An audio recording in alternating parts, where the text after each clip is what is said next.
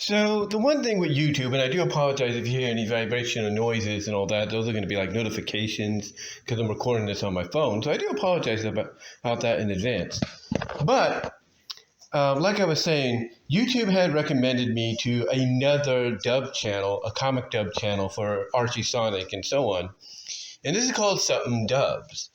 And they too kind of do their own dubbing, comic drama dubbing, voiceovers, if you will, VAs, on certain stories within the Archie Sonic comic. And of course, one of them they did a couple of months ago was, House of Cards. Now, a lot of people have done this. Natalie Guest had done it, Donna Girl had done it, and several others. I'm surprised Shadow for One hasn't done it yet, but I guarantee you they will. And I think Adrenaline Dubs might be doing it soon too if they haven't done it already.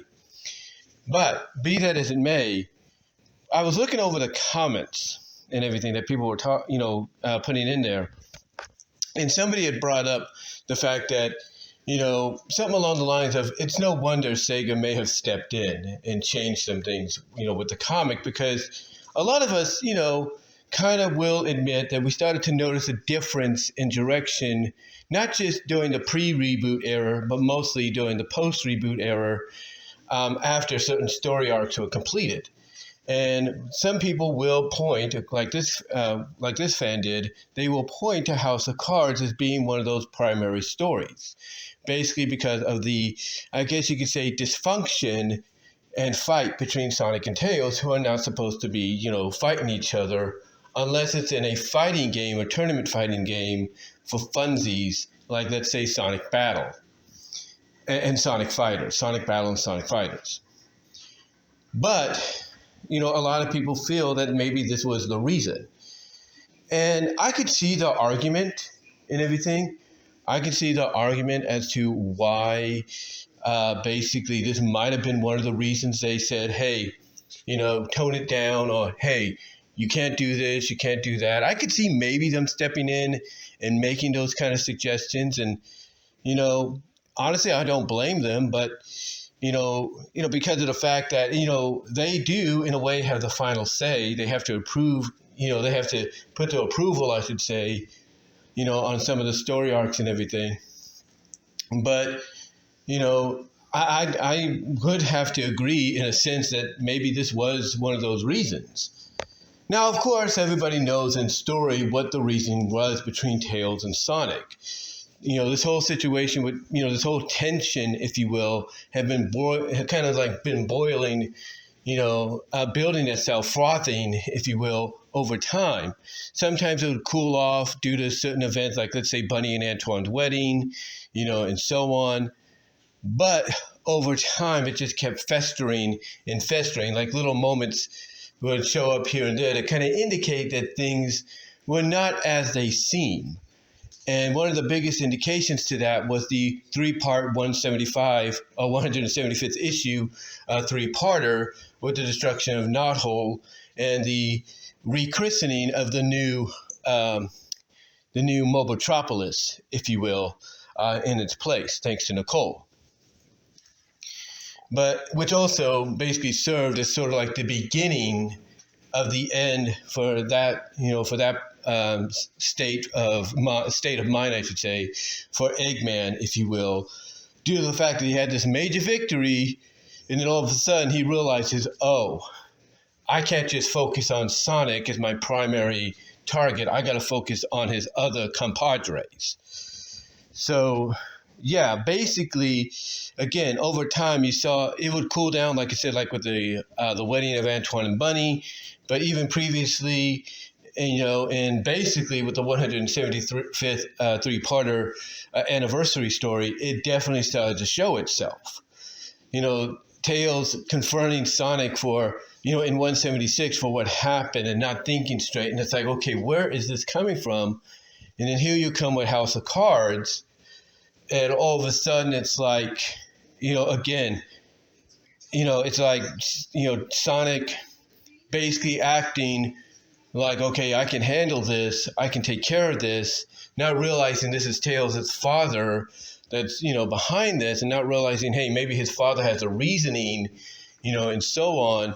And it just, got to a point that when Sonic said a certain line of, hey, your kid worships me, so he's not going to get mad at me. That right there, I think, along with his father being jailed for potentially trying to do something correct or right for the people, and then, of course, what would become one of the, or what would be not become, but what would be revealed as one of the main reasons, basically it all just came to that, that tipping point to when Sonic said, oh, he worships me and everything.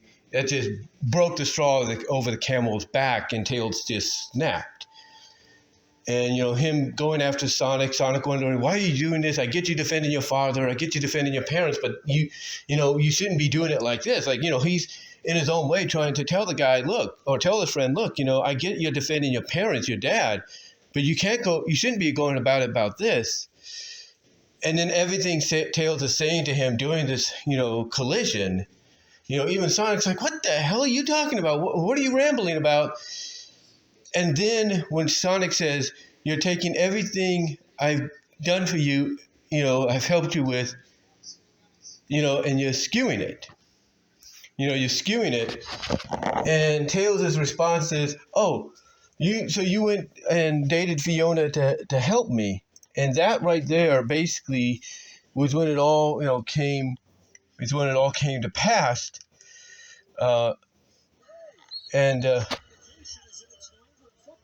Hold on, just watching 49ers and Patriots right now. Looks like a fumble. Yeah, it was a fumble. New England got it, but they're down, 20-3. But anyway, like I was saying, though, get back on point.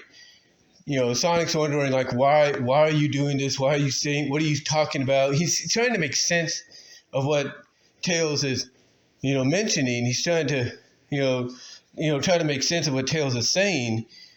And basically, when he says, along the lines, hey, you're taking everything I've done to help you and skewing it, that's when Tails, as I said before I turned back the game, turn the game back onto my television, that's when Tails basically tells him, so you hooked up with Fiona to help me.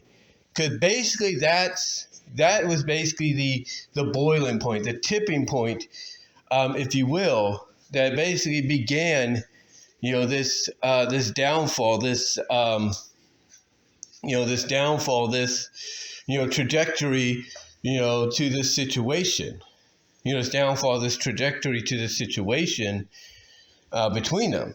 It wasn't just Tails' father, getting put into the situation he was, and Sonic basically acting the way he did, and then saying what he said about Tails worshiping him. No. That was just the icing on the cake. This here, basically, that one, Sonic, Sonic dating Fiona is what basically started the slow, ignition, not ignition, but slow igniting of the TNT dynamite, if you will, that just finally blew up. And Sonic finally hearing, the exact reason, if not the main reason, why Tails has had this on and off resentment for him, why he got in his face after Knothole was destroyed and everything. And it's all because Sonic dated someone that Tails was in love with, deeply in love with, even though in story she would not recoup his feelings because of the few years in age difference, and that was it. That was the main reason. And, give Ian credit where it's due. He had Sonic realize after Tails just was finally just letting it all out, expressing himself, swinging wildly at Sonic, saying, you knew I loved her, but you went out with her anyway, and everything you take away from everything, he's like, everything I want, you take away, or something like that. It finally, give Ian credit for writing this in. It finally woke Sonic up to make him realize, okay, mate, okay, you're right. If that's how you feel, I've been a jerk, and everything. I've been an a-hole to you when I shouldn't have. I just didn't realize it. And then his reasoning is, for going with Fiona is, one, he was still getting over in storyline, breaking things off with Sally, and him being him, he just, went along with, the situation like he does everything else. Like he did, like basically he's admitting, look, I just go with it without, realizing the repercussions, the ramifications that it may cause down the line. So in a way, got to give Ian Flynn credit for making, Sonic, realize that in a very characterizing development, if you will. Very characterizing development for his character. But be that as it may, as we look, at this issue, at this story, and I take what that one fan said in the comment section of Sutton Dub's comic drama dub of the story.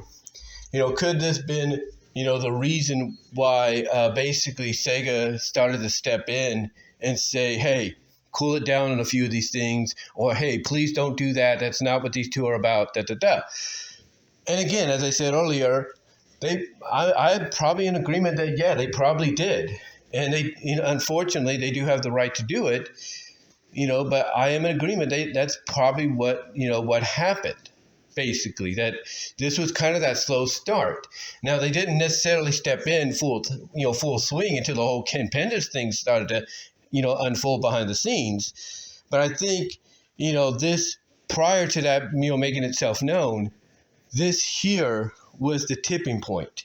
This here was saying, this here was, them probably realizing, we appreciate the sales, the successful sales of the book that, that it's still giving us. But we gotta kind of start stepping in and say, hey, don't do this, don't do that. Even though people may not like it, it's all about, keeping the characters as is. And again, give Ian Flynn credit for, doing that with Sonic, because having Sonic acknowledge in his, very remorseful, very heartfelt apology to Tails that, hey, he just went with Fiona like he does everything else without, acknowledging or realizing or thinking about, the ramifications, the repercussions that would come afterwards. That's great character development, because having Sonic kind of admit that he's basically his game self, that, he just goes with, what comes natural. He just goes with it. And doesn't think about what could happen first without, without considering, hey, maybe I should think this over. Maybe I should talk to somebody about what could happen if I do this. So, again, give Ian Flynn a lot of credit for, having Sonic, come to that realization of, hey, maybe I shouldn't be, maybe I should have consulted you instead of just going with what I do, just going with things like I naturally do without thinking. So give him credit there. But yeah, do I think this might have led to Sega starting to slowly step in and say, hey, watch what you do with the characters, before they fully did because of the Ken Penders situation? Yeah, I think they did. I think they did start to slowly step in. But that's just my thoughts. I mean, again, I'm just basing this, speculation and this hypothesis and all that off of, this theory, if you will, the speculation hypothesis theory.